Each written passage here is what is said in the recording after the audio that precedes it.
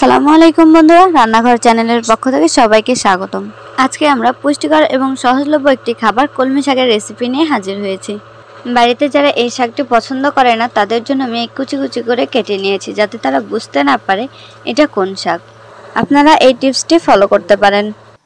এ পর্যায়ে এটাকে কড়াইতে ঢেলে নিয়ে তারপর একটা ঢাকনা দিয়ে ঢেকে দিচ্ছি।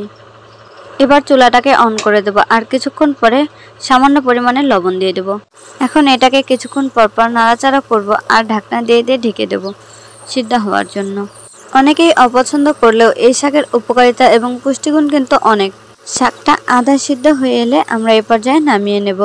তারপর সেই কড়াইতেই আমরা তেল দিয়ে দেব আর তেলটাকে গরম হওয়ার পরে এর মধ্যে পেঁয়াজ, রসুন আর কাঁচামরিচ অ্যাড করে দেব। এগুলো কিছুক্ষণ ভাজার পরে এর মধ্যে দিয়ে দেব হলুদ। আর যেহেতু লবণটা আগেই দিয়েছিলাম তাই আর লবণ অ্যাড করব না। এখন আমরা যেই শাকগুলো সিদ্ধ করে রেখেছিলাম সেই শাকগুলোকে দিয়ে দিচ্ছি।